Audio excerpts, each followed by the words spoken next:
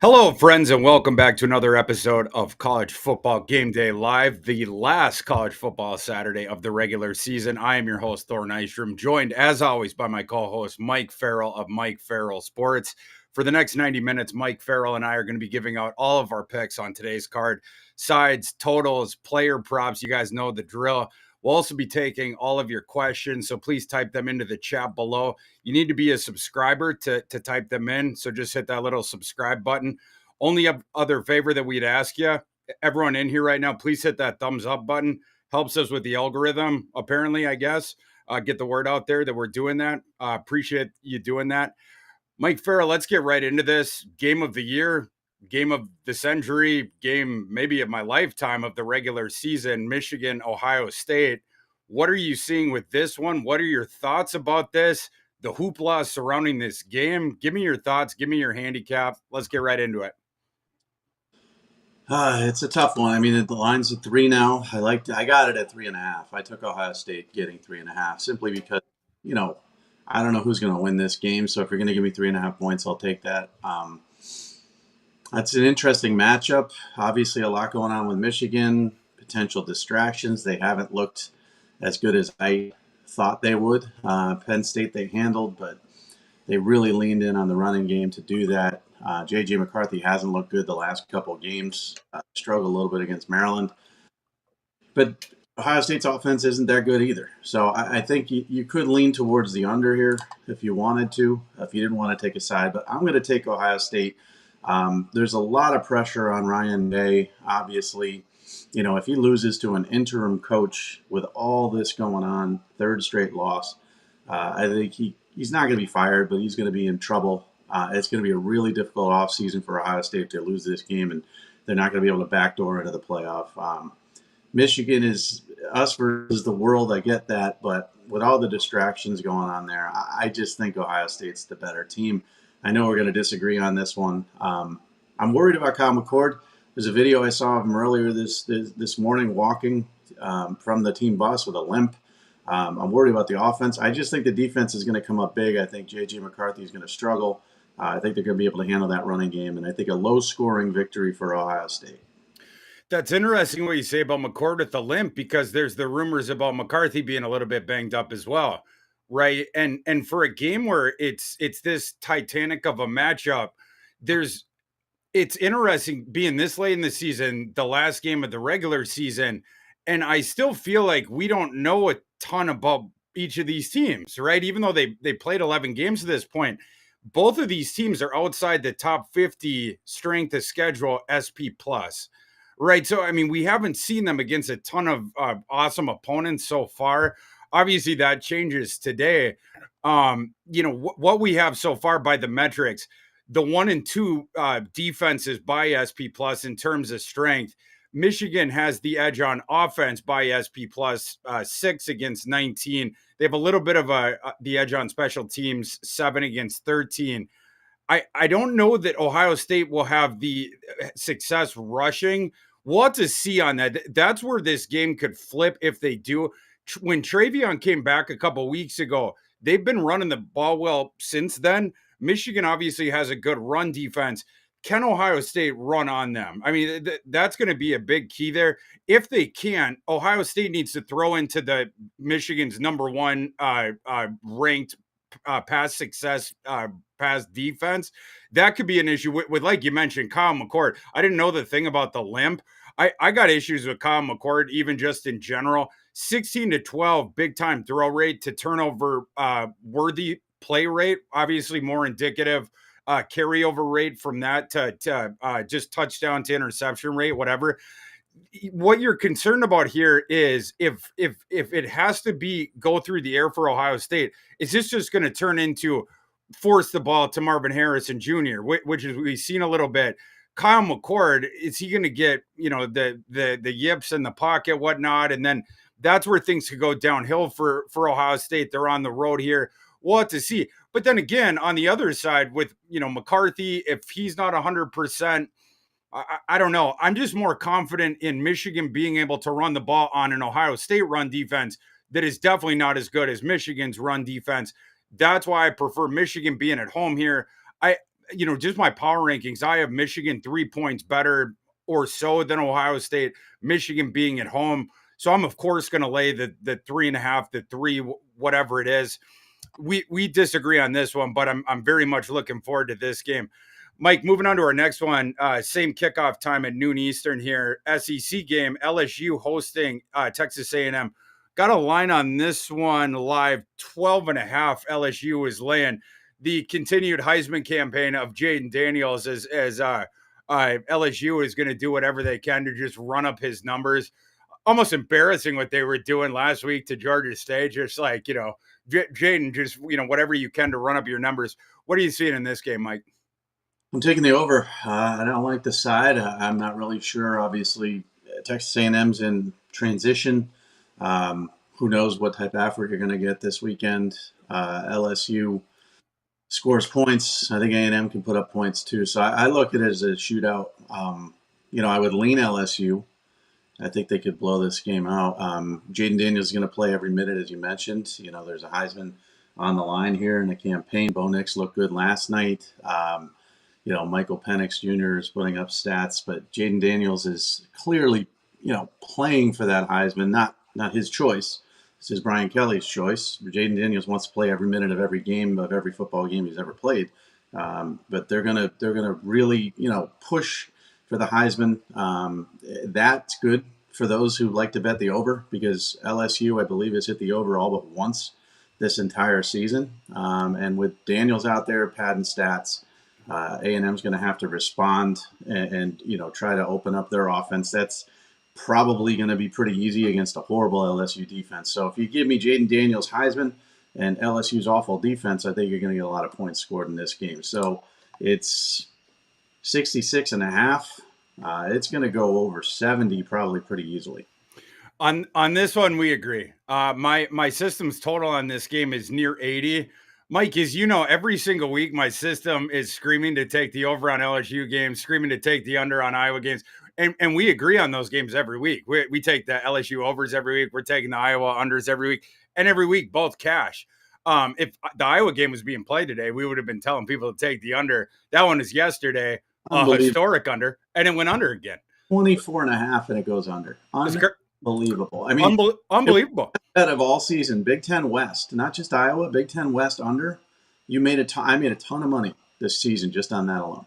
The way it went under yesterday in Iowa, Nebraska, it was like that Benny Hill music in the back. Da da da da da da da da da da da. There was like the blocked field goals, and then at the end there was the Deacon Hill. They were going for the game-winning drive. The game-winning drive. Deacon Hill throws an interception. Then Nebraska has their game-winning drive. Then they throw the interception. Then Deacon Hill, he's got another game-winning drive. Then finally Iowa mercifully kicks a field goal to prevent overtime, which theoretically could have gotten the game over because, of course, God wouldn't have allowed that. So another Iowa under, and of course, we're going to get the LSU over here in kind because that's just the way nature works here. Totally agree with you on this. And it's not just the Jaden Daniels, Brian Kelly's going to force that thing. Jaden Daniels getting the Heisman. You, of course, have that. They're going to keep firing the guns until the final second of the fourth quarter. That just is what it is. And you have to handicap that in because that we just seen that here the last month. But besides that, put that aside for a second. In the on-field handicap, besides that, this game sets up for a lot of quick scoring. So LSU has the number one explosive offense in the nation, just in terms of the explosive plays. A&M has a top 50 explosive play offense in the nation. Now you flip it to the defenses. LSU's defense is number 102 in ISO PPP. So that's the explosive plays that you're giving up. So they're horrid at it. They give up explosive plays all the time. A&M's defense is 112 in ISO PPP. So both those defenses give up explosive plays all the time. So what you're going to see here is an explosive play fest from the first quarter on. You're going to see 4 quarters of it. And even when you get into the fourth quarter, Brian Kelly and Jaden Daniels are going to be like, we need that Heisman. We need that Heisman. It's like in the ring in the My Precious.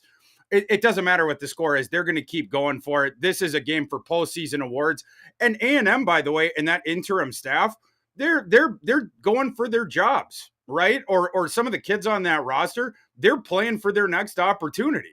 they're trying to put stuff on tape. So I mean, like they're still playing for stuff. Little Go, rumor. go over. I don't know if it's been confirmed, but Evan Stewart's not making the trip. Have you heard that? Yeah, I have. Are Okay. you hearing Bama for where he's I mean, considering? that's one of the leaders. Okay. He Yeah. can't hit the portal yet. Well, he can because his coach got fired. He hasn't hit the portal yet. But yeah, that's the rumor.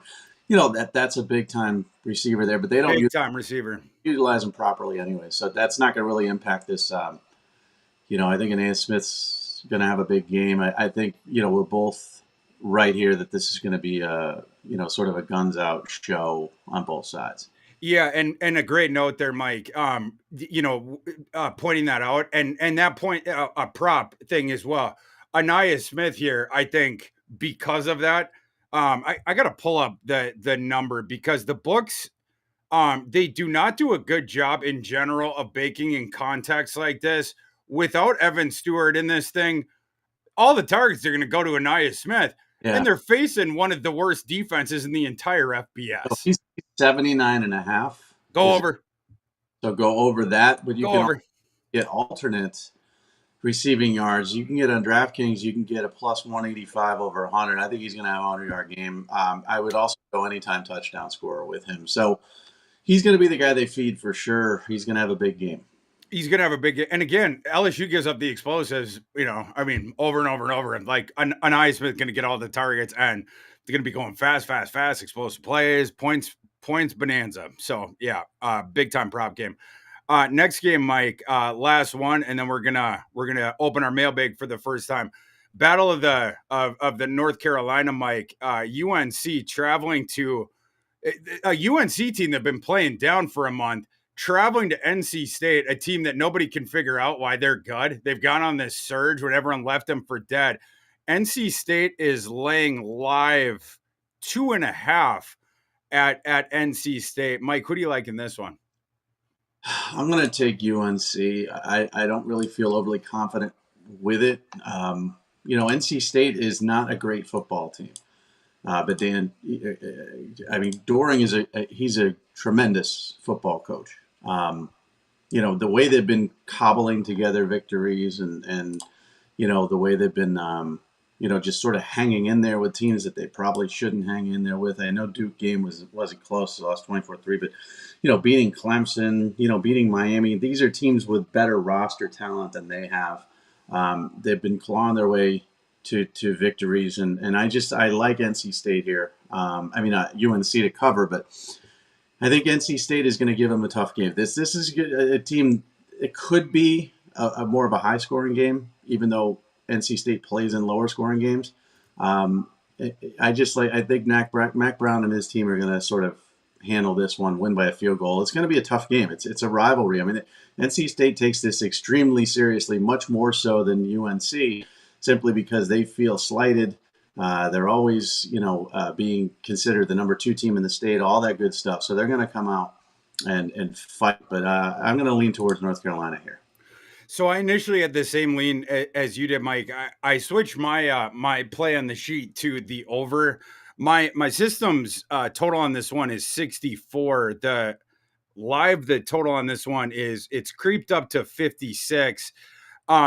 With UNC, what's this saying? Once bitten, twice shy.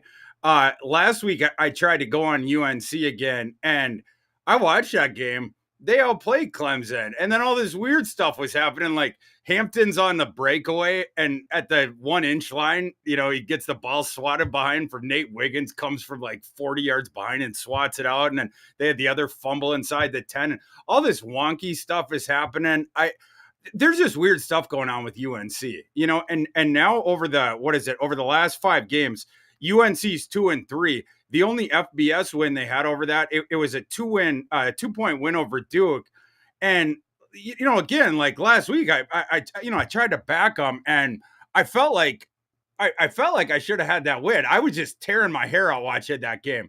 And so because of that, I had to I was leaning towards UNC. I was leaning towards UNC, and then I was like, Thor, you can't do it to yourself again. So I'm gonna go with the over on this one because I feel like UNC's offense is going to be able to move the ball on NC State. There's a shot here. I mean, is this the last game we're gonna get a Drake May? Maybe. So it could go out with a bang here if that is a possibility. Brennan Armstrong, shockingly, the offense for NC State has been really solid since he came back in, right? Like they yanked him out. The reunion with Robert and I, when those guys were together at Virginia, things were really good a couple years ago. Then at the beginning of this season, NC State, the offense was terrible, so they had to bench him. They put in this MJ Morris kid. The offense was still highly mediocre, but then they started to grind out these wins. Then MJ Morris, I guess he's injured or whatever. Then they're preserving the red shirt. He's not injured. They just preserved the red shirt. Now he's going to transfer. He shut it down. Yeah, he shut it down. So they put back in Brennan Armstrong. The offense has actually been solid. Brennan Armstrong's actually playing well. So they're doing Brennan Armstrong things. He's scrambling around. He's completing his short passes. Brennan Arm Week, as we call him, but he is completing those short passes now. The Kevin Concepcion kid is catching those the short crossers and then running around people doing those kind of things. So the whole point being, I think there's going to be some points put on the board here. I'm going to go with the over here just because of all those trepidations, like I mentioned. So Farrell likes UNC. I do have the slight lean towards UNC, but my official play will be the over on that one. Because the 4 of 5 NC State's last 5 games have 4 of their last 5, it's gone under. And they just play. They play to keep the game, close. They play to keep the game ugly. They don't want to get in the shootout. So UNC is going to have to drag them into that. They're going to have to go up by a couple touchdowns and have NC State change what they do a little bit. So it's a little bit risky. The whole thing's risky. Taking UNC, as you mentioned, you can't trust them. Yeah. You can trust, NC State and what Dave Doran's going to do and keep this game somewhat close. But like I said, I'm still going UNC to win by a field goal. The over is a little bit tough. They're going to have to drag NC State into sort of a shootout of at least a mini shootout for them. I feel like both of us, we both don't want to take NC State, but maybe we both acknowledge it. Maybe that's the right side. We just can't. We can't get ourselves there. They're just not good. Yeah, it's like you watch that team and you can't explain how they're doing this. I've seen UNC probably live 5 times this year, and I can't. It's like a mirage. You can't explain how they're doing it and how they're winning some of these games. The post game win expectancies can't either, but they just keep doing it. And then Brennan Armstrong, he's here, he's back in. All this different stuff, and they keep doing it. Dave Doran's a hell of a coach. This is what it is. Really good coach. Really good coach. Guys, put your questions into the chat. We're about to open the mailbag, but before we do, I wanted to encourage everyone who has not yet to download the free Betting Pros app for iOS and Android. App's great. Farrell and I both got it. You can track your picks, get customized analytics and line movement alerts, and get expert bets as soon as we lock them in when you turn on your notifications. Download the Betting Pros app in the iTunes or Google Play stores today. 2 other favors to ask before we move on. Please hit that thumbs up button right beneath us if you haven't yet. And please hit subscribe. And then you can ask us questions. I'm pretty sure that you can't if you do not do that. That's it. Mr. Farrell, let's open the mailbag. Jordan Onke asks us, good morning, Brain Trust. Good morning, Jordan. What's your opinion about Ollie Gordon's props? -800 to score 1 touchdown, -145 to score 2. Over under 132.5 yards. I would never lay -800 on a single game prop, so I would stay away from that. The -145 to score 2 touchdowns. Farrell, do you have a thought on that one? Not bad. I mean, BYU is not good. He's obviously most of the offense. We've seen Alan Bowman actually throw the ball the last couple of weeks. Not that he's good, but I think they're going to lean heavily on him. I don't like 2 touchdowns at -145 though. I'm not taking that. I mean, if you're going to tell me, a 1.5 over under for touchdowns is a negative, I don't know. Not for me. I mean, Barry Sanders at Oklahoma State. I saw something about his stats this Heisman year. It was just scored like 5 touchdowns every game, and it was insane. But not Ollie Gordon. So I wouldn't do any of those. Now over under 132.5, I would take over. I think he's going to have a good rushing game. I just don't know how many times he's going to get in the end zone. Yeah, so Ollie Gordon has 14 touchdowns over the 7 games since the start of October. You know, when they went away from that stupid 2 running back thing they were doing. Someone's got to ask Gundy why he was doing that thing, the 2 running back thing with Elijah Collins. He was doing that stupid 3 quarterback rotation with his son. Putting his son in there, his son shouldn't even be an FCS quarterback. You know, like none of it made any sense. But anyway, like, I mean, against South Alabama, by the way, let me just go on a rant for a second. They lost to Oklahoma State lost to South Alabama on September 16th, 33-7 on their home field, Boone Pickens Stadium, 33-7. Ollie Gordon got 3 touches for 12 yards in that game. No touchdowns. But anyway, you know, after that, he's had 14 touchdowns in 7 games since the calendar turned to October.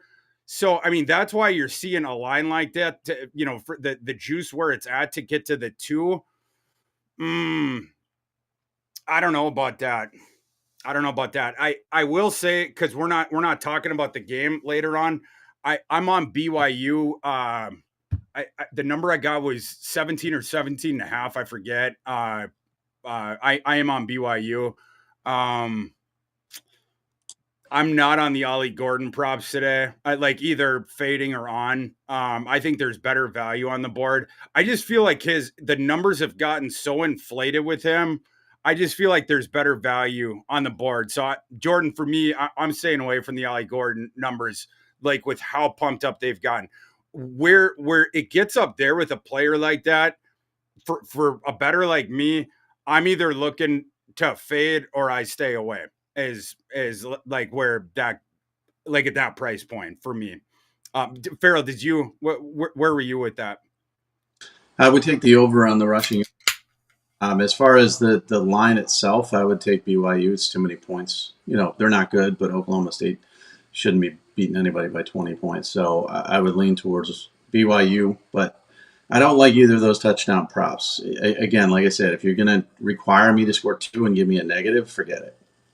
Yeah, and to be fair to the 132 and a half, you know, like, you know, when it gets that high, you know, like I'm saying, but to be fair to Ollie Gordon, on the other hand, like I said, you know, since the calendar turned to October, it's the 7 games or whatever, the game log for Ollie Gordon's rushing stats, keep in mind, 132 and a half was the number here. I'll really quick tick through the rushing total for him: 136, 168, 282, 271, 138, 25. That was the outlier, the UCF game where they took a dump, and then 164. So that's why it's so high. You know, probably would be the over, would probably be the play, but it's too high for me. So I stay away on it. Steve Jackson. Hey, Steve, ask us the game, Michigan versus Ohio State, over the we didn't touch on the total. I'm under. Farrell would be on the under. I'd probably shade ever so slightly towards the my system got 51 on that. Where's the total right now? It was 56, now it's 45 and a half. I probably yeah, I'm gonna stay away from it, but yeah, I probably lean ever so slightly to the over if I had to do that. And then Steve said, why Florida over FSU? We'll get to that one, Steve. Steve and I may have a helmet bet on that one. Let's see. YGG Young Walt says, thoughts about taking the UNLV money line against San Jose. What do you guys think of the matchup? I'm on UNLV later. I don't think we got that on the sheet, so we can talk about that one quick. UNLV's laying 2.5, I think, is still the live line, unless that one switched overnight. 2.5. Is that right, Mike? Yeah, and I'm taking UNLV too. Yeah. I don't know why it's so low, to be honest. I mean, UNLV's playing very good. Barry Odom's a tremendous coach, and that's a really good football team. I know they got drilled by Michigan, but they you know, that's out of their league. But you know, when you're talking about UNLV is a much better football team than San Jose State. Agreed. Yeah, and I feel like the market has been too low on UNLV all season long, and so that allays some of my trepidation about the line because it's like the last 3, 4, 5. I mean, even before then, it's just you weren't sort of on the scent of it before then, right? But like now you are of like everyone else like the market like wake up like UNLV is a better team than this, and I just don't feel like the market as a whole has totally woken up to this. In recent weeks I have, and I've been able to capitalize on it. There was the Air Force game and the a Wyoming game, and stuff like that where the numbers were just too low. And I feel like that is the case again this week. I don't know how San Jose State stops the boulder downhill that is the UNLV running attack. I don't. So yeah, I'm on UNLV all the way there. And UNLV, by the way, is a big time thing to play for. They can play their way into the conference title game there. Mike Huseman says Charlotte at South Florida. The line is moving up and now at -7 for the Bulls. Who do you guys like to cover this one? And then Mike, thanks for the question, Mike. Mike loves to ask us about the Fighting Pogies. And this is an interesting one because we got the first year coach Golish down there at South Florida who can play his way into a bowl game here. USF is 5-6, but he's got to get through the Fighting Pogies first here, Mike. You're the resident expert that we have on Biff Poggi here. Do you think Poggi can rise up and knock off Golish and deprive them of getting to the bowl game, or do you think USF is going to hold serve here and or cover this spread of 7 today?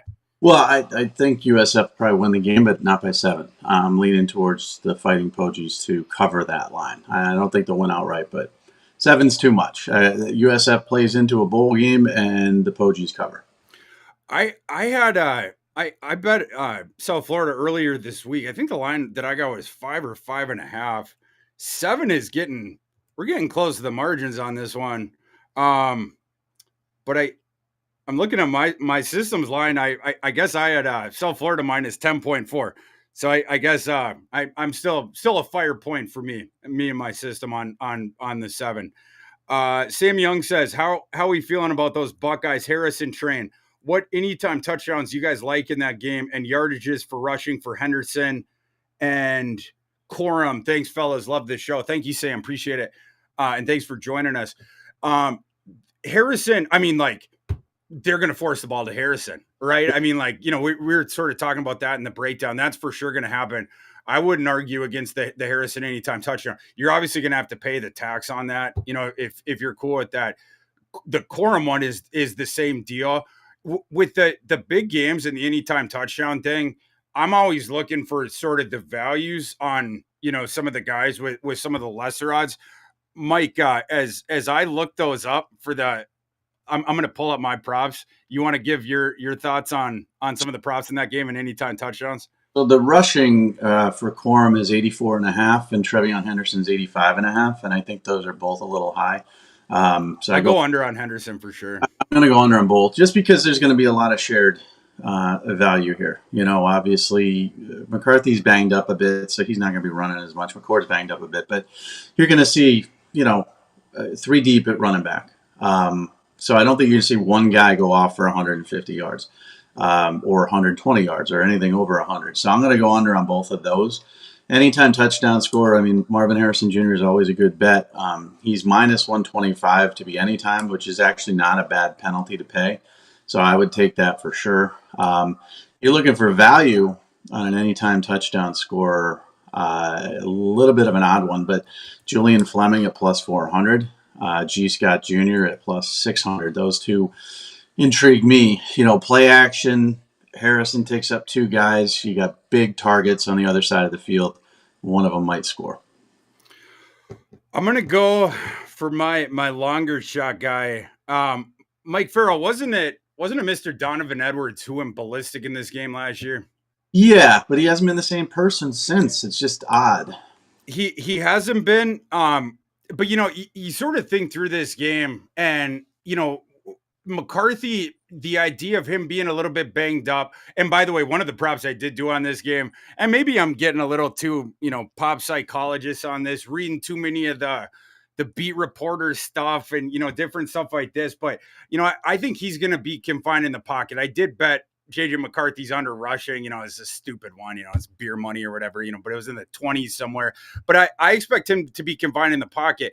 And I think this is a game where you try to unleash some of that short passing game, some of the sort of Swiss Army knife stuff. And so I think you get Edwards a little bit more involved. Obviously, it's not going to be like last year when Corum was injured for that game and different stuff like that. But I think you get him more involved, and that could lead to potentially to a touchdown or some more creativity around the goal line that could lead to something like that. Edwards is plus 229. In contrast, for instance, the Corum's minus 201. For instance, Henderson's minus 143. Harrison actually, at least the book I'm looking at, doesn't acquit himself terribly. He's even money, just straight even money. That one's not too bad in terms of the value I'm seeing. Egbuka is plus 220. That one doesn't seem like terrible value to me either. But yeah, you tossed out Fleming, right? Farrell he's plus 750 on the one I'm seeing. Plus 400 on DraftKings. So if you get he's not a bad one. Like I said, G. Scott Jr. is not a bad one either. I wouldn't be averse to Colston Loveland, but his plus isn't that high. So if you're looking for that value, like we all do the anytime touchdown score, and we all look at the guys at the top, and then we look for the value down. We looked at plus 500s, plus 600s. Those are the ones that I see there. Tate and Scott. Okay. I mean, not Tate, Fleming and Scott. Let's see. Robert Moore says, what are your guys' thoughts on Navy versus SMU? SMU alone can hit the over of 45.5. Yeah. SMU's offense is, they're in for a good matchup today against Navy, and Navy, and bettors, in that ilk, they need to pray that SMU does the thing that they sometimes do, where when the game gets out of hand, they start yanking guys, especially in this spot, looking ahead to the next week, of being in the AAC title game. That's what Navy needs to hope. Navy's pass defense is utterly rancid. This thing could get out of hand real quick. And so, I hate to say, but I think that's the hope here for Navy, is that Preston Stone and them guys get pulled real quick, and then the Lashley, he's able to get the young kids in and get them their opportunity. Mike, did you have any thoughts on that one? I would lean over as well. I think SMU is going to put up a ton of points. Yeah, my system's line on that one is SMU minus 20.5.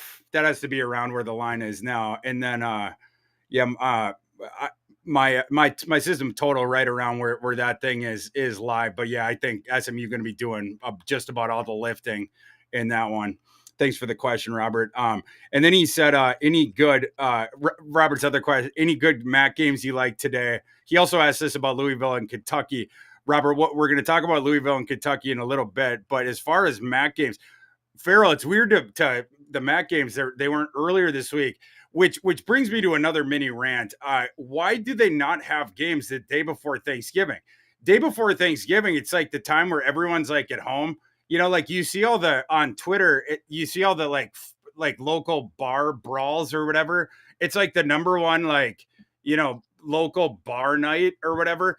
Put on the friggin' MAC games or CUSA. I don't care. Put on the games with the couple of 2 and 10 teams. Give me something to watch on the Wednesday night. That brawl up in Massachusetts was at Calhoun. I lived a mile from there when I lived up there for 5 years. They had 6 police officers on hand for the night already. Oh.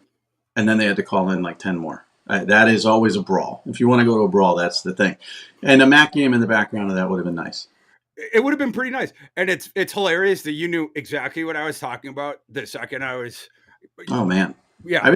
It's every year there's a fight like that. Well, that was a little bit bigger than normal, but yeah. Farrell, am I, and if you're legally not able to say you can plead the fifth, were you ever involved in a pre-Thanksgiving Eve scuffle? Okay.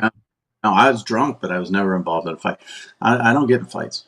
It's just not good. Even with Biff? No, Biff would have kicked my ass. Biff's a big dude.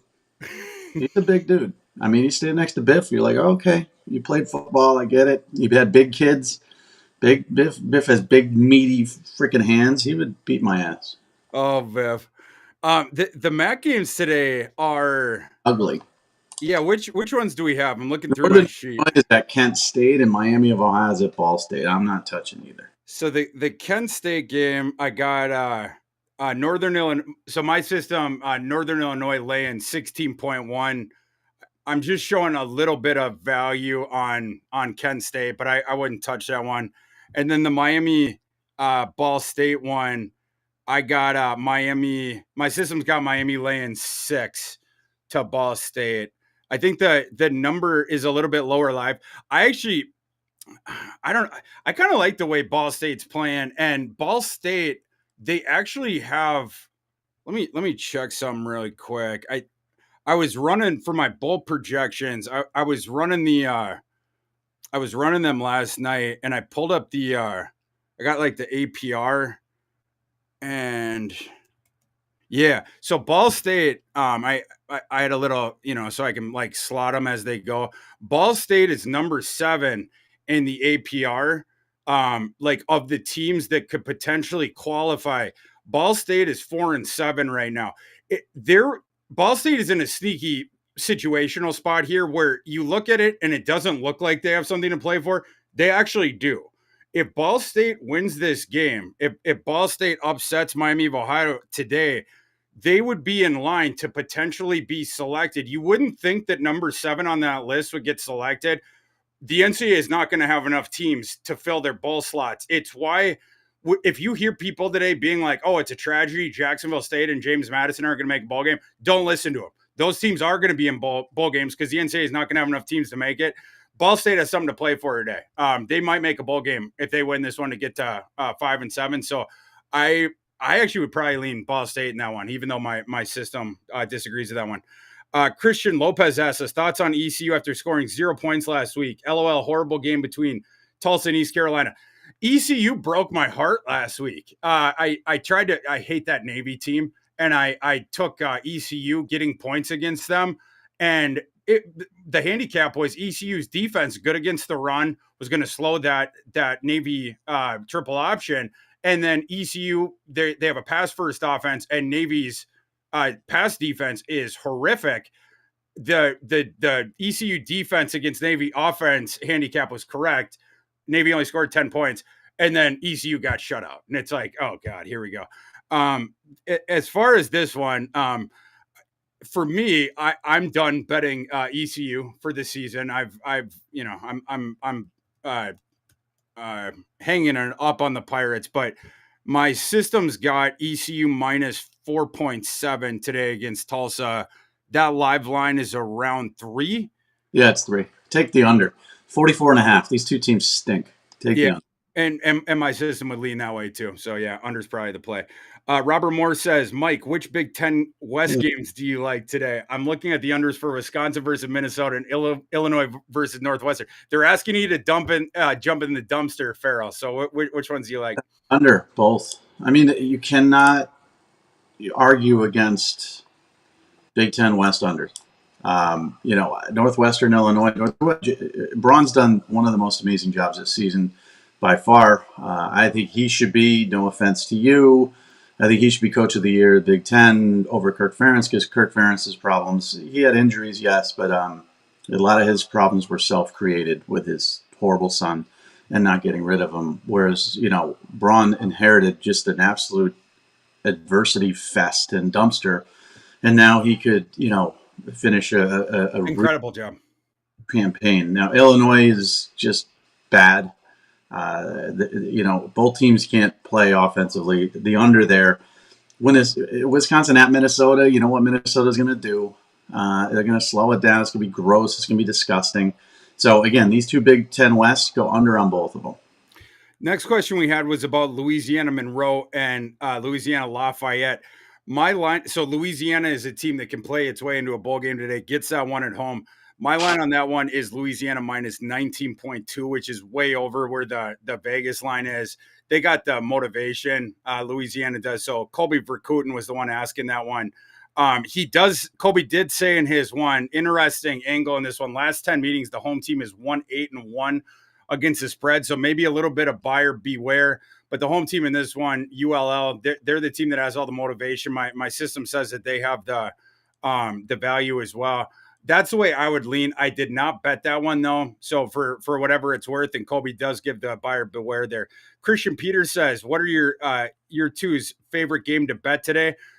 Christian, stay tuned for the end. We'll give our Farrell's fade and our Thor's hammer at the very end there, and also our prop culture at the very end. We'll have our favorite player prop.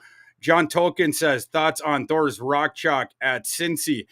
Thanks for the question, John. That line was at 6.5 all week, and as of last night, I believe it went up to 7 or even 7.5. Correct, Farrell?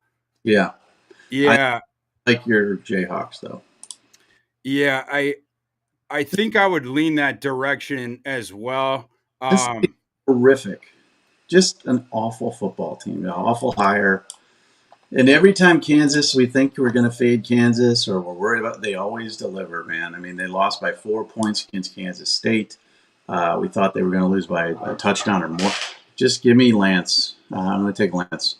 1,000%. And the other thing I would say about, last week and Farrell, we were talking about, like, I'm everybody knows I'm the world's biggest KU homer.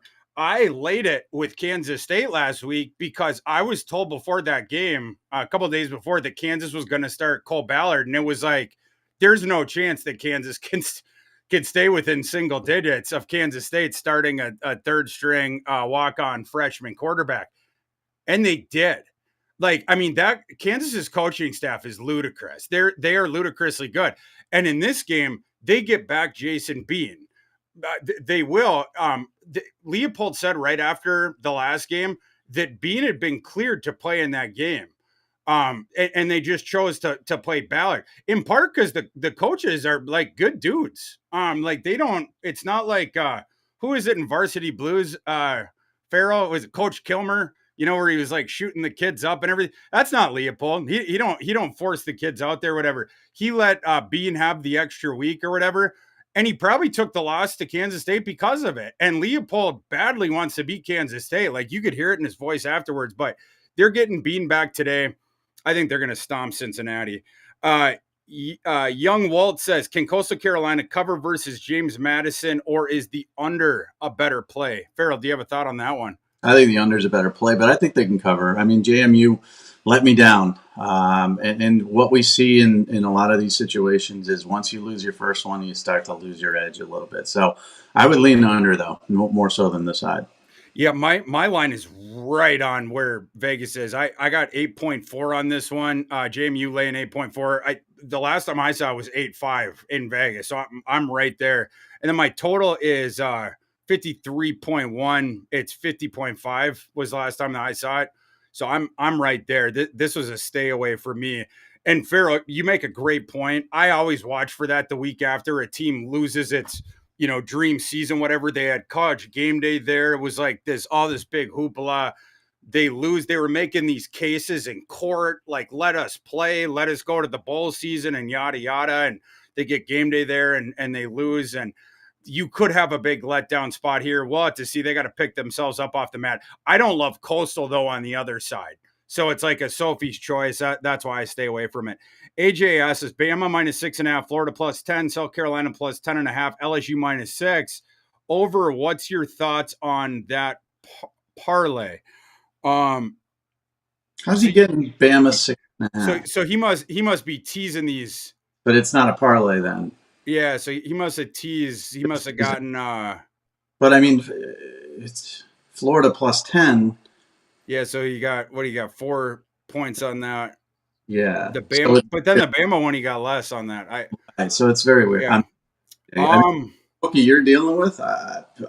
Yeah, that's Well, I mean, so I agree with the Florida South and the South Carolina one.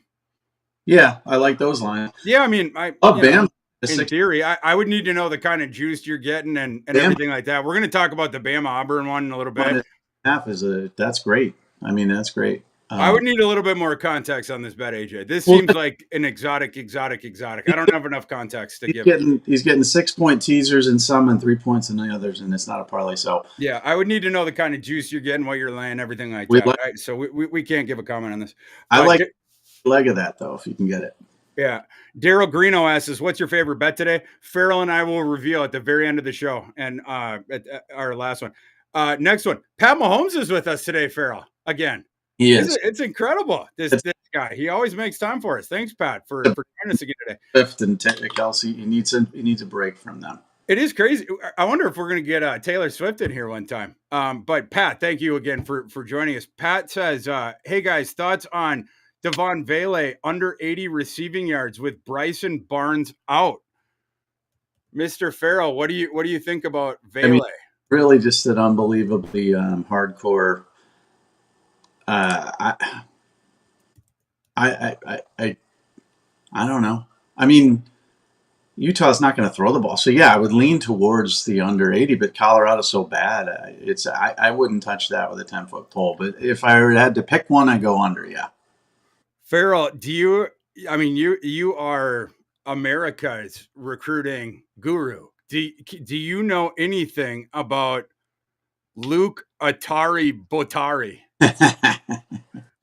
No. Okay. No. I don't have anything for the people on this one. We're gonna in that game. We are gonna have the most bizarre quarterback duel. The Colorado, we're gonna get. Who's the backup for Colorado? The guy, whoever the guy was that we seen in the when Shadir got knocked out last time. I locked in the under on that one yesterday when I got some of these pieces of news. That game is going to be ugly as hell. Obviously both starting quarterbacks aren't going to go. Colorado, they were a team that could only do one thing this year, is the short passing game, and now the guy that steered that ship, he's out, and Utah, their dude that throws, he's out. I love a prop in this game. It's the over Jaquindon Jackson. You look at his game logs, Jaquindon Jackson, it's like, it'll be like 30, 150, 30, 150, and it's all game script related.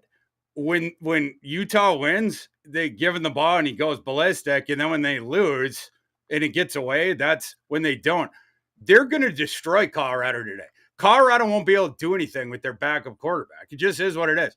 Doesn't matter that Utah is going to be starting Luke Batari, the whatever guy. It doesn't matter. They're going to be able to impose their will. Colorado can't do anything. If Shadir was playing, this game would at least be of note. We could at least put it up on the third screen. This one's not going to be interesting. Vele, it's hard for me to give a referendum on that because I didn't even know this Batari guy existed before. Yeah. So I don't know. I couldn't say. Fifth string, right? Yeah, I mean, like, I've never even seen him throw. I didn't know he existed 3 days ago. So I would be speaking on something that I don't know. Like, I mean, what if he can't throw? I don't know. I can't say. Well, I cannot say. Vele has been very good the last couple games. I mean, you do say that. That's the data point in his favor, and Colorado's defense is horrid. He's a runner. He's a kid out of San Mateo who's a runner. Like Vele, the last two games, 2 games ago against Washington, 5 catches, 145 yards. Last game against Arizona, 9 for 111. Right. So, I mean, like, and then you go back 4 games ago, Oregon, 7 catches for 80 yards. And even 3 games ago, ASU, 7 for 56 and 2 tutties. So, I mean, the last 4 games, yeah, he been doing good with Barnes, but I don't know this quarterback. And then also, again, the game script, whenever Utah is destroying someone, which assuredly they will be doing to Colorado, it's just give the ball to Jackson, run it up. That would be my concern there. Thank you for the question, Pat Mahomes. Good luck in your game this week. Thanks. Landon Gifford says, JJ McCarthy over under 15 completions. Over. Probably over. Short game for Mr. McCarthy. Young Walt says, can SMU cover versus Navy? They can. Yeah. Mike Lukovitz says, guys, great season. Thank you, Mike. Thank you again. Great nuggets each week. Do you like Tez UNC over 77.5 yards, Milrow over 44.5 rushing yards, Jawar Jordan over 66.5 rushing yards, Ray Davis over 75.5 rushing yards? So let's take them one at a time. Tez Walker over 77.5 against NC State. Mike, what do you think? No. Yeah, I probably go under that too. Milrow 44.5 against Auburn. That's right on the number. I'm not touching it. I probably lean under. Auburn's got a good pass rush. Alabama's offensive line still shaky. Because of that and the rushing yards in college being taken, I probably lean under. Jawar Jordan 66.5 against Kentucky. Over. I probably lean under. He's been banged up. Kentucky's got the good run defense. We'll talk about that matchup in a bit. Way to attack Kentucky's through the air. Ray Davis 75.5. Over. That's a really unique one. We'll talk about. They're both good games. I think there's going to be a lot more running in this game than people think. Davis has got to get it through the dingers. That's the thing Louisville's run defense gives up. They do not give up the short stuff.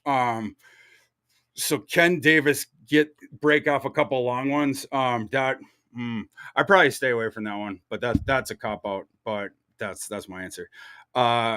Jarvis 334 says Iron Bull under. Farrell, do you have thoughts? We're going to get to that one, so I'm going to. We are going to get to that. Yeah, we'll give you a teaser. Scott Bird says thoughts on West Virginia versus Baylor player props. My thoughts are Baylor is about to get annihilated. Yeah, and go ahead, Farrell.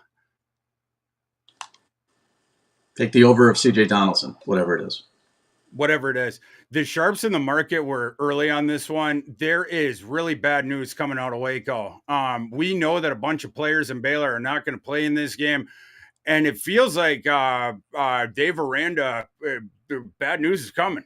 I don't know what's going on there, but the bad news is coming out of there. But yeah, I don't believe that Shapen is playing. And I'm let me look up the other inactives here.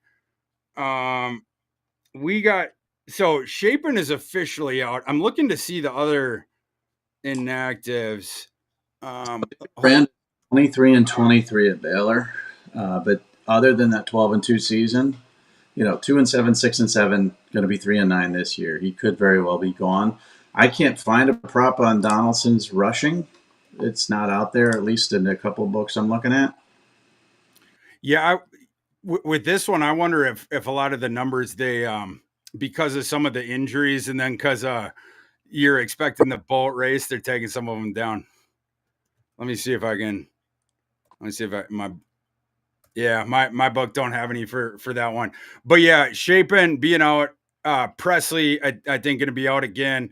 And then there might be some other inactives for Baylor, and I think this might be the Green Mile game for Mr. Dave Aranda. No pun intended with the team colors on that one. This is a bad scene for Baylor. I think next year Dave Aranda is going to be a P5 defensive coordinator in a conference that is not the Big 12. This one is West Virginia all the way. Let's get to the second stack here, and we'll get back to questions. We got them. And we'll get back to questions. Louisville is the next game we're going to, because we just had a couple questions about that. So let's get into it. Yeah, for sure. So this line is down to Louisville -7.5. Louisville hosting Kentucky today. What do you think about this one, Mike? So what side are you on? I'm taking Kentucky just because it's a rivalry game. You're giving me 7 and a hook. I think Louisville's a better team. Kentucky's been a huge disappointment for me this season. I had a preseason top 25. Things started off pretty well, and then they've fallen apart. A lot of people saying Stoops is overpaid, and he might very well be. He's up over $8 million a year. This is not the backward step that people are hoping for, especially as you see, Missouri rising up in the East. That being said, you're going to give me 7.5 points. I think this is going to be a rushing game, as I mentioned. I know the way to beat certain teams. Louisville gives up big chunk plays in the run game. Kentucky isn't great defensively in the backfield. But I think this is going to be a rivalry game and a sort of run-first football game with Kentucky covering, with Louisville winning. So I think this for Louisville, I think this is a big game coming for Plummer. Kentucky, they can corral the running game, and it'll be interesting to see how much juice Jordan's got. For Jordan, there's earlier this season, I mean, that guy was like a bullet coming out of a gun, right? Like, but then he's been banged up in some of these games. He has that explosive element. Kentucky, though, top 45, both defensive rush success rate allowed and defensive line yards. I was the previous guy that asked us the question. He was asking about the props of both the guys with Ray Davis. I was mentioning that's a weird handicap because Louisville is top 10 in the nation defensive line yards in that allowed. They're very good with the front seven in terms of the run defense, but they have this weird bugaboo where they give up way too many explosive runs. So they muck up your rushing efficiency big time. They're one of the best in the nation at doing that, but they will give up the explosive runs. So the Ray Davis thing, it all comes down to can he break off the explosive runs? And he has this year. So, I mean, that's a good news. Kentucky's number 24 in explosive runs. Louisville is 44th in allowing them. 44th is way lower than Louisville's run defense metrics in every other category. So that is the one place where you can nick them. Kentucky is 48th in explosive passing. Louisville defense is 121st in explosive passing in allowing that, whatever. That's the other big big weakness of the Louisville defense. It's the explosive stuff. So that's what Kentucky needs to exploit. I think this being a rivalry game, Louisville has not played the great schedule. The huge win that they have this year, it was Notre Dame in that all-time awful spot for Notre Dame. Kentucky, I understand that they got some warts, but getting the 7.5 points here, I'm going to take them with Kentucky. Mike, moving to our next one, the Iron Bowl here, Alabama hosting Alabama. No, I'm sorry. Looking at the sheet wrong. Alabama is traveling to Auburn, an Auburn team that last week got decked by New Mexico State, but was admittedly not only, we talk about looking ahead to a game, wasn't just that. They outwardly told everyone that Gus Malzahn was out on not Gus Malzahn, Hugh Freeze was out on the recruiting trail all week. They were like openly talking about that. They were just game planning for Alabama. They weren't even watching the New Mexico State tape and whatever. So now it's here. We'll see if that paid off or not. If they get run over again this week, they're going to have even more to answer for. So we'll find out. Alabama 13.5 point favorite here on the road at Auburn. Who do you like in this one, Mike?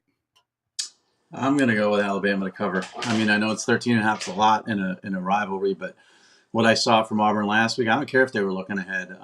Admitting that is rare and I like it. It's refreshing, but you're still a bad football team. You lost to a very, very average football team. I mean, on that Power 5 level, New Mexico State, Jerry Kill, we know they're a good, well-coached team, but they shouldn't be playing with Auburn and they shouldn't be beating them by 21. So coming off that loss, Alabama's peaking at the right time. I'm going to go with Alabama to cover this one. I know it's a big number. If I'm leaning, I'm going over as well, but I'm going to go Bama and take the side. I'm gonna take the points here. I like Freeze in the big game spots because I like him as a game planner, and he's a weird coach, right? Because there's times where he does take games off. He did it down the stretch last year with Liberty, where he just took like the last 3 games off, where he was just clearly negotiating with Auburn, and it's got to be frustrating. And maybe you don't respect it in some cases like that, and that was weird last week. But like they were open about it. I mean, they just punted the thing, and maybe some fans at Auburn justifiably ticked off. And if they lose this game, they get trucked. Then they really should be ticked off. But like that's what they were doing, and we'll see if it works out. Hugh Freeze is one of the better game planners that we have. So I mean, if indeed they got a trap here and they got the trick plays and everything like that, that's what his thing is. So the first half of this game is going to be must-see TV because he's going to have all of his different trick plays and everything like that. And the regular stuff that they do, it has had at least some. There's a concept has been proven against some decent defenses. They had 5.9 yards per carry against Georgia's defense, for instance. They do the outside zone type running concepts, different stuff like that. Alabama does have the very good pass rush which Auburn's going to try to keep at bay with the run, the different direction, different stuff like that. You can't pin your ears back against us, different stuff like that. Of course, Alabama has the really good run defense, but you're going to have to try to keep them in their gaps and, different stuff like that, keep the contain, different stuff like that. With Jalen Milroe, he's been very good down the field, different stuff like that, but he's always under duress because of the offensive line. Auburn's got the 3-3-5 thing with Ron Roberts, who Dave Aranda fired. Maybe Dave Aranda thinking about that. Second thoughts about that. Auburn blitzes 40% of the downs. I think that's something interesting to watch here, with Alabama liking to keep Milroe back and take the deep shots. Auburn is very aggressive with the blitzing and the blitzing from different angles. Alabama's offensive line struggled a little bit. I mentioned when the guy asked us about the prop with the Milroe rushing, I would go under, because I think Milroe is going to get sacked a bit here. Can Milroe avoid the mistakes when he's taking those downfield shots? He has. Ever since they put him back in for the USF game, this is a big game where he has to. He can't, that has to continue, obviously, stuff like that. But just getting all these different points in a game where the clock, you would expect it to be running with a coach that I've seen over and over again in big spots with all the different trick plays and everything like that. I think I do think Bama's going to win. I am going to have to eat some crow if and when they do, because my biggest season win total ticket of the preseason, I was very vocal about this, so I'll just say it now because I am going to have to eat my crow, was the under of Alabama 10.5, which, I said that they were going to get upset by Texas. I was correct on that, and I was just waiting to get paid off on that ticket. And then the second loss never occurred. And I do not think it's going to happen today either, even though I am on Auburn. I think Bama wins this game by 10, maybe by 7, something like that. But I am going to take those. Now it's 13.5. I think I got 14.5 earlier this week. I would still be on Auburn, but I think the game's just going to be a little bit closer than the spread. The last one, but before we get back to some questions, big game here in CUSA, Mike. Jacksonville State laying 3 at the aforementioned Fighting Jerry Kills at New Mexico State. Who do you like in this one? Yeah, we're going to disagree on this one. I'm going to take New Mexico State. I love the way Kill prepares his team. You talk about Hugh Freeze being a great game planner, and Hugh Freeze has that history, of course, in the SEC of beating some teams. I just don't think he has the roster to do it, which is why I'm taking Alabama. I mean, when he has his roster together in a couple of years, he's going to be difficult. At Ole Miss, he beat, Alabama a couple times. He was able to beat A&M. I think he beat Georgia once. But for me, a great game planner is Jerry Kill. He's going to be ready for this football game. They're coming off that big win. I know there's going to be a letdown. That's probably why you're leaning Jacksonville State. But I'm going to go with the Fighting Jerry Kills here, and I think they're going to cover this spread. Yeah, with the letdown thing, you have that letdown look ahead sandwich thing, right? Like New Mexico State coming off one of the great upsets in their program history, probably the biggest upset in program history. And then next week they have the Conference USA title game. And Jerry Kill mentioned in his comments to the media this week that they had some of the banged up starters. Diego Pavia was a guy that they had talked about even in advance of the Auburn game. Like, are we going to play Diego? Maybe they were being cagey about that. Of course, he played, and he played awesome. That was one of the reasons they beat Auburn, big part of the reason. But now it was like, is Diego going to play in this game? It would make sense if he is banged up. If you're not being cagey about that, maybe you do rest him, or do you play him, or do you play him partially?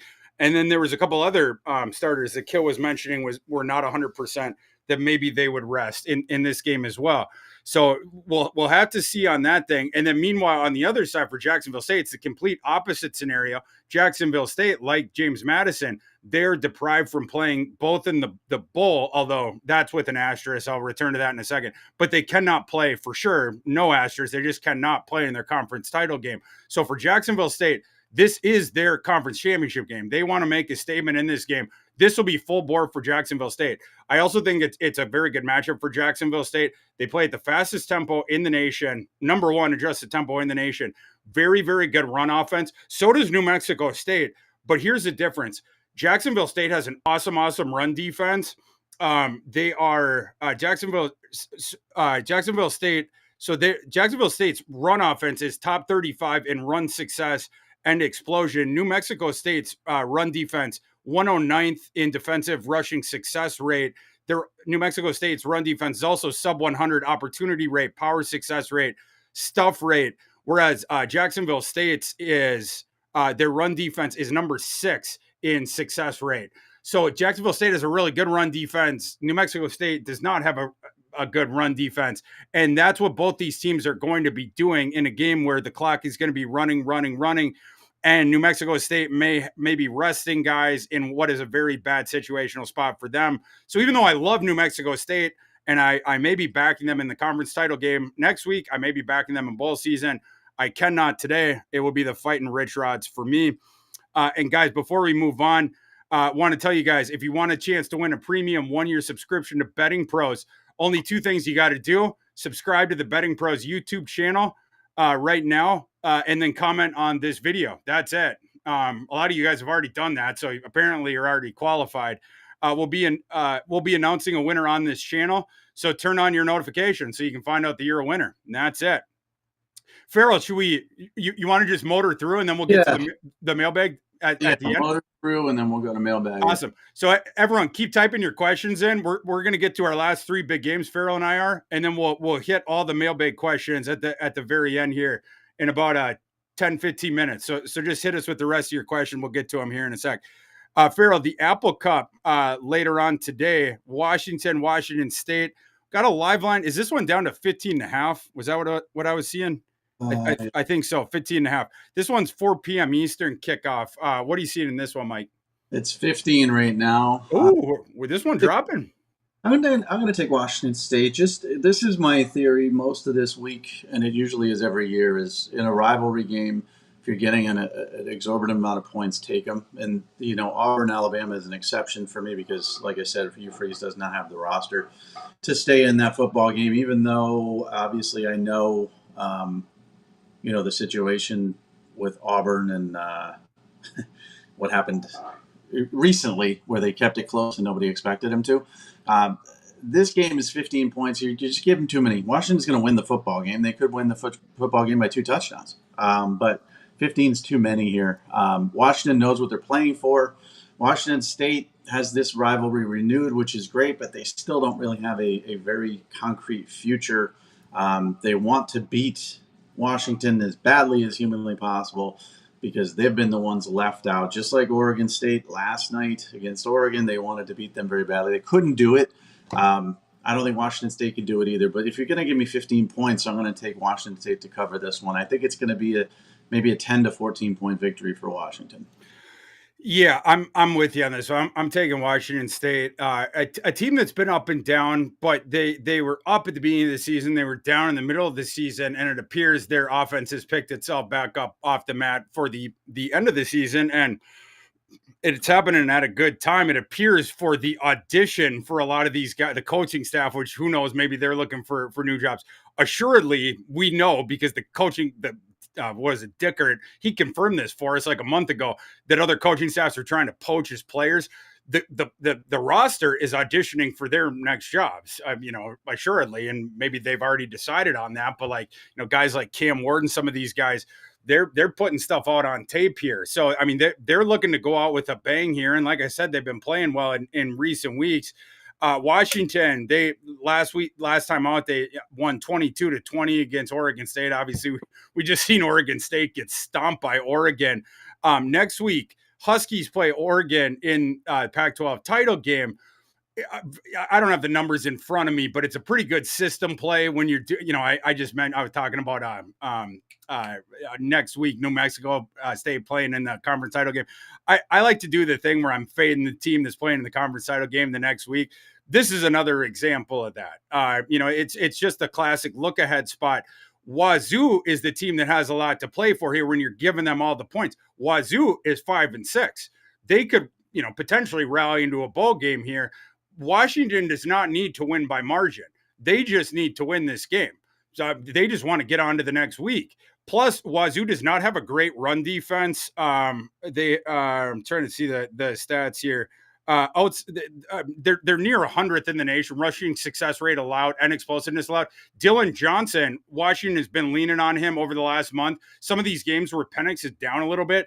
I think Washington comes into this game with more of a game plan of let's give Dylan Johnson the ball a little bit more. Let's let that clock run a little bit more and try to get, let's just get through this game, get to the Pac-12 title game undefeated. The real goal here is to get to the playoff. This isn't a Brian Kelly, Jaden Daniels thing of our season's already over. Let's try to win the Heisman. That's the new goal. So I'm taking those points. I'm with you, Farrell. We're taking the points with Wazoo. Next game, battle of the backup quarterbacks in the Sunshine State. Florida State is laying 6.5 points at Florida. What's your take on this game, Mike, with Jordan Travis, the unfortunate injury with him? And then on the other side, Graham Mertz is also down. Yeah, so one team's going to rally. The other team's going to fold. It's my opinion. Florida State's hasn't been as impressive this season as I wanted them to be. They've played down to some opponents. And again, they're still undefeated. They're in the playoff discussion. They're going to be in the ACC title game playoff discussion. Of course, they have to go undefeated. They know they have to. There's no margin for error.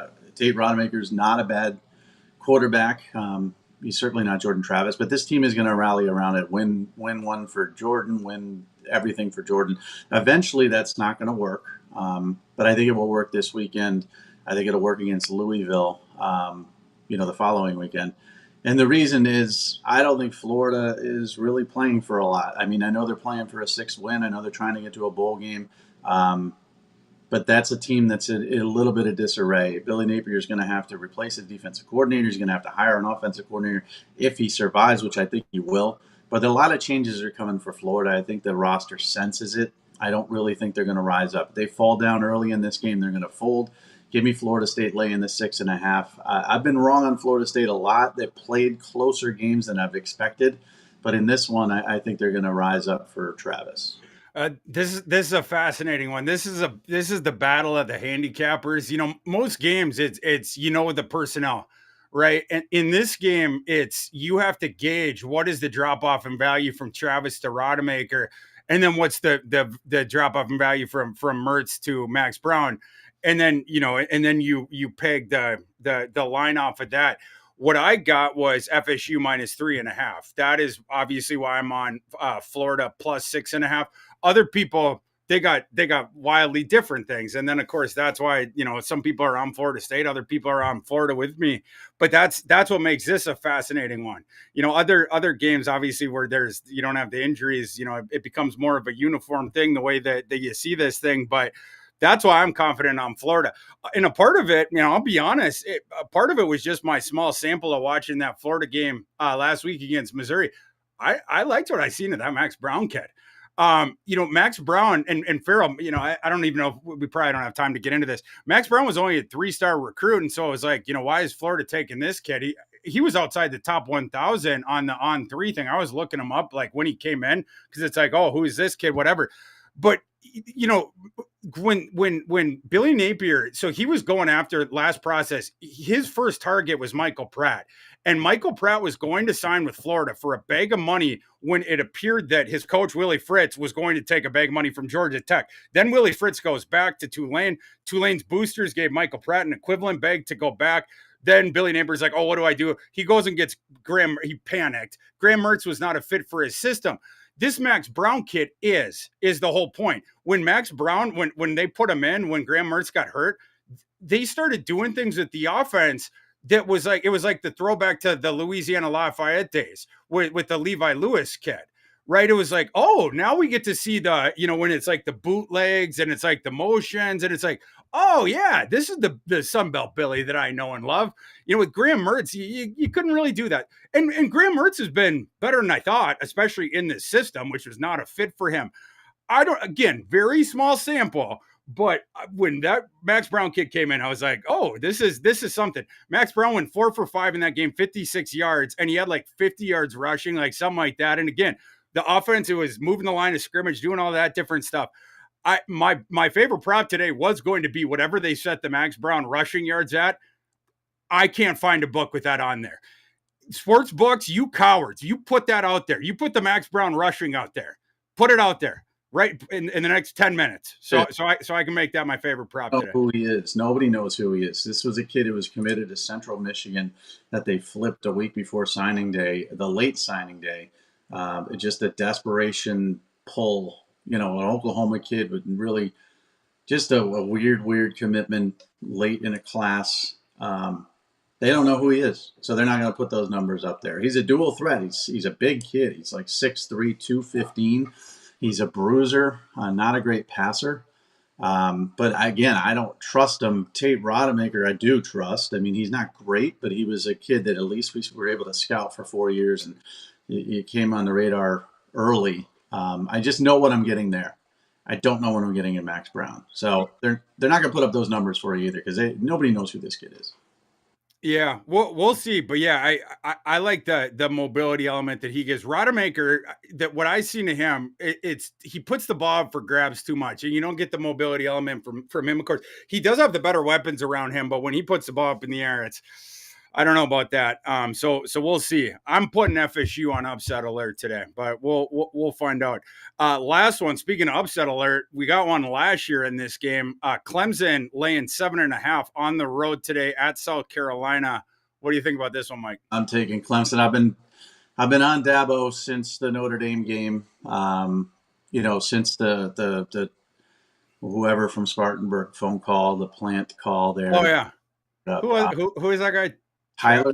Tyler. That's right. Yeah. There's just a little bit of pride. They're bucking up here. They lost this game last year. They're not going to allow themselves to do that. I understand, this isn't a great football team. They've got some issues. He's going to have to address some things in the offseason. South Carolina is just kind of in a dumpster. Been one of the most disappointing football teams all season long. I think they could fold. I think they like Shane Beamer. I don't think they're going to give up on him, but I think they could fold in this game. So I'm going to take Clemson and lay those points. I think this is a revenge game. I know it doesn't mean much in the Clemson scope of ACC title and playoff, but this means a lot to this team to finish this season strong. I think they're going to try to drub South Carolina. This is a weird one because on paper, it's a bad matchup for South Carolina, but it's the same thing as last year. It was a bad matchup for them last year because of the exact same thing. South Carolina's offensive line last year was terrible, and Clemson's thing every year is they have a great pass rush.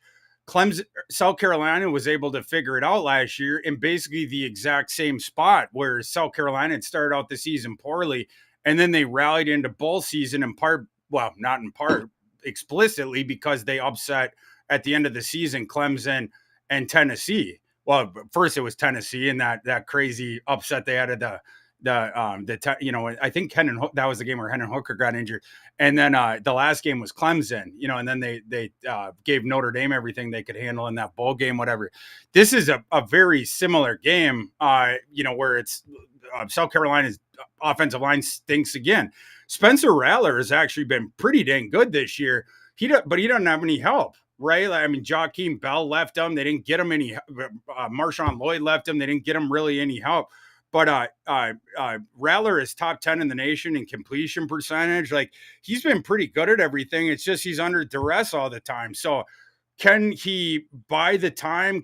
He's always been very comfortable with people around him. Like, that's his game, is trying to buy time and letting the receivers the stuff flower out, whatever. Clemson's going to be on him very quickly here. So we'll see on that, but I'm going to take the points with South Carolina. We've seen it last year. South Carolina has started to play well down the stretch here. Clemson doesn't have anything to play for here. It's not like they're going to play up or down. They're already into bowl season. I'm going to take South Carolina. All right, Mike, we opened up some time here for questions. So let's get back into the mailbag.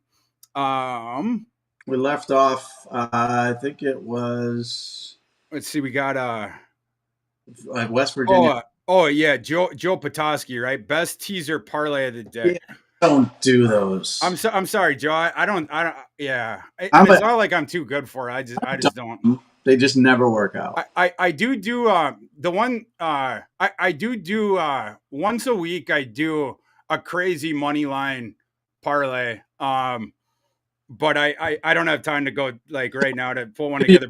But I'll put like 5 underdog ones together, and like once a season, I might hit one. I have before, like, at crazy juiced odds, but I haven't hit one this year though. I'll be honest. But I do one of those a Saturday. Take Kentucky getting points. I put them in one for sure.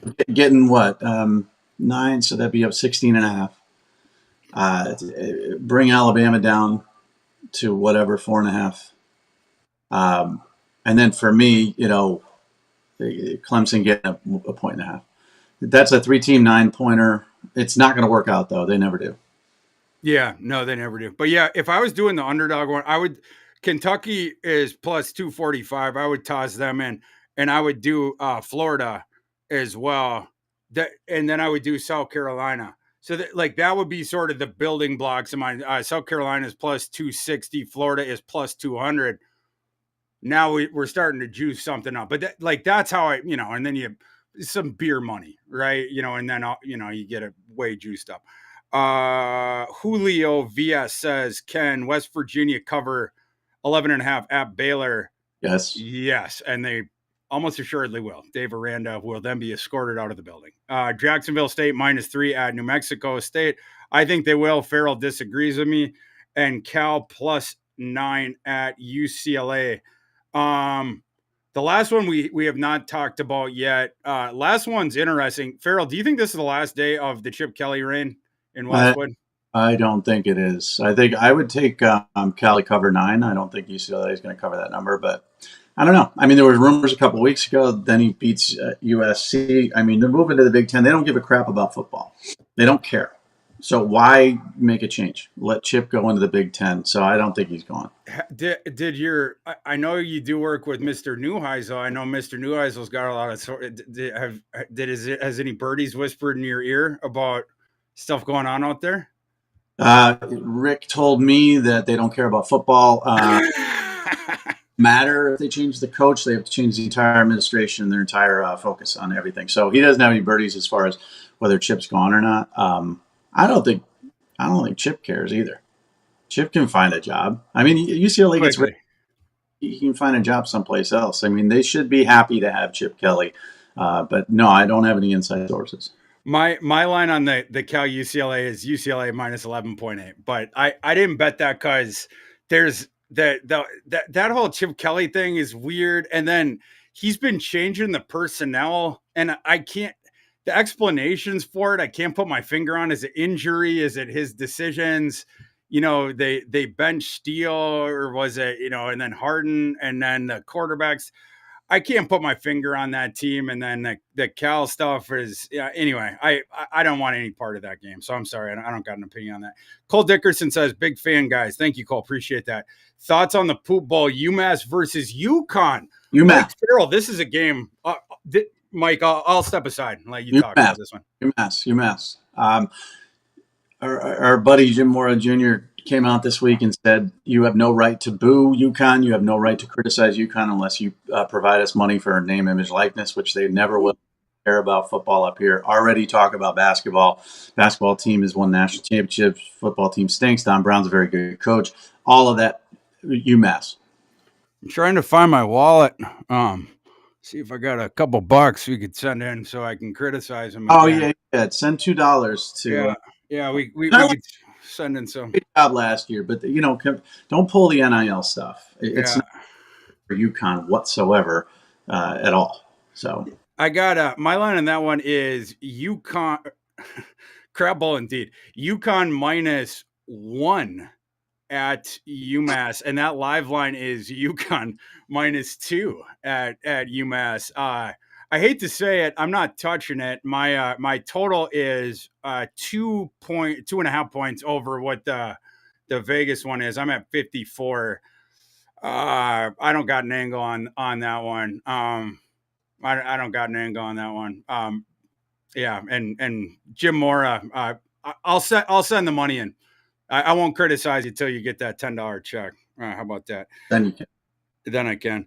Tayway says Liberty versus UTEP.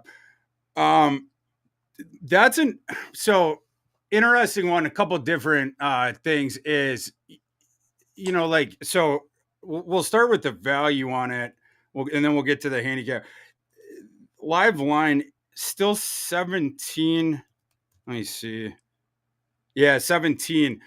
17 and a half, depending on the book that you're looking at. My line is 15.4 for Liberty, but then you have some things that are in the ether with it on both sides. Liberty, you're looking forward to the title game next week. You're trying to defend the undefeated season. You don't really care about winning by margin, I don't think. And then you have Chadwell, who appears to, like he wants to sign with Mississippi State. It appears, and they're talking and all that different stuff. Is that a distraction? And then on the UTEP side, is Dana Dimmo going to be fired, or has he been informed that he's been fired? Is that a distraction? Are the players on that team, are they like, are we going to be on this team after the season, whatever? That is why I'm not on this one. Because like I did think about, should I go on UTEP in this game, because maybe they're playing one for the Gipper, and maybe Liberty doesn't. They're just going to try to get through this one, and the same sort of handicap I was given for some of the other ones. I couldn't do it though, because I've seen UTEP roll over and die in some of these other games. I was concerned about that, so I'm staying away. Mike, do you have any thoughts on that one? I'm not touching that for all the reasons you mentioned. No way. Mike Huseman asks this: Commonwealth Cup, Virginia Tech is -2. The over is 53.5. Do you guys like a side or the total? My line on that one is Virginia Tech -1.5. My system does like the over a bit. 58 is my system's total. The one I'm seeing is 52.5 is the Vegas total, unless that one's moved overnight. Mike, do you have any thoughts or preferences on either side or total? They both stink. They can't stop anybody. I like the over in this one. The over. So that's all the questions we had. I had teased on Twitter that I was going to ask people. Since we have a couple minutes, I have 2 season-long Prize Picks outcomes that are going to be realized today that for me are potentially worth $10,000, that I was going to ask the group's opinion on a potential hedge off. It's just I put this on Twitter earlier. The reason I didn't bring this up earlier, because I actually was going to ask for like a group poll, is because the books have not put up prop lines on either of these games. So I couldn't get like I was going to ask people like vote. The 2 of them are the Carson Steele. So I need Carson Steele to go under 107 yards. I have a heck of a lot of tickets that if he goes under 107 yards, will cash. That one seems pretty good against Cal, especially since Carson Steele has been benched the last 3 weeks, or, now he's running RB2 behind Harden. The one that could get more hairy is Malachi Corley over 94. I was going to toss that out for people, but the books have not put prop lines out for those games. Check back on my Twitter later on at Thor. If they put them out, I'm going to put out a straw poll for people, and we'll hit those. I'll ask for your opinion on those ones later. Mike, let's do the Farrell's fade and Thor's hammer. Would you like to kick us off this week with the Farrell's fade? Mine's easy. I'm fading Auburn after last week's debacle. And, Alabama has a lot to play for. Hugh Freeze is a good game planner, as we discussed. He doesn't have the roster to stay in this game. I think this is going to be a, 2 touchdown, maybe 3 touchdown victory for Alabama. So fade Auburn. My hammer this week is Jacksonville State. Just playing against the situational spot of the fighting Jerry Kills. Love the fighting Jerry Kills, but this is a great situational spot for Jacksonville State. It's a horrid one for New Mexico State. So I'm going to be riding the fighting rich rods in this one and going with Jacksonville State, laying I guess it's up to 3 now. That line has been going way over that way. I think the market's right on that one. Mike, did you have a thought on your favorite prop today? I know we hit on several. Was there anyone that you want to toss out as your favorite one today? A couple. I mean, I like Keon Coleman. I think it's only 53.5 yards receiving in the Florida game. I know that's lower because of the quarterback situation, but he's such an easy target. I would definitely go over that. I'm going to go over Jarquez Hunter, 61.5 yards in the Iron Bowl. It doesn't mean they're going to win, doesn't mean they're going to come close to winning, but they are going to run the football every play because they have no choice. And I think he's going to get the bulk of those carries. So I like that one too. We already talked about Ray Davis. I've got him over 77.5 yards. I've got Jawar Jordan over 66.5 yards. So I think there's going to be a lot of running in that Kentucky Louisville game, even though we already talked about the defense's susceptibility to passing game issues. So those are the ones that I'm leaning towards. And, Aeneas Smith, 79.5 yards. We talked. Love that one. Probably the best one of the day is Love that one. Yeah, that Mike, that might be our first mutual lock prop culture pick of the year. I love that one. So you and me we're gonna mutual lock that one up. A couple for me. I mentioned before I like the Milrow under rushing yard one. I like the this goes along with my handicap. I like the Spencer Rattler over passing yards. I'm probably I'm sunk on the side if I don't hit that one, but I like that one because, like I said, it goes along with my handicap. I'm only tossing those out because I still don't have a line on the pick that I expected to be given out for this segment all week, which is the over rushing for my boy Max Brown of Florida. I think that kid's got something. I think he's going to show it tonight against Florida State. The book still haven't put it out, but look for on your book for if and when they put out the Max Brown one. I think they're just waiting. The books, for later today to put out some of those ones that it's the backup quarterbacks. That's a big game. So I think they will put out prop lines for that one. Check for that one. I like the Max Brown rushing a lot. They just haven't put it out yet, but that would be my favorite one. Wherever they set that line, they're not going to put it high enough. And CJ Donaldson, if you can find that one too, it's not available in most places. At Baylor, whatever his rushing total is, go over. West Virginia is going to annihilate Baylor today. It is going to be a merciful end to the Dave Aranda era in Waco. It's too bad. It was a good start, but it is going to be an ugly ending for Mr. Aranda. Too bad. That's all the time we got for today. Mr. Farrell, a great regular season, but we will be back next week for Conference Championship Week. Thanks for everyone for joining us. For Mike Farrell, my co-host, I am Thor Nystrom. Let's go cash some tickets.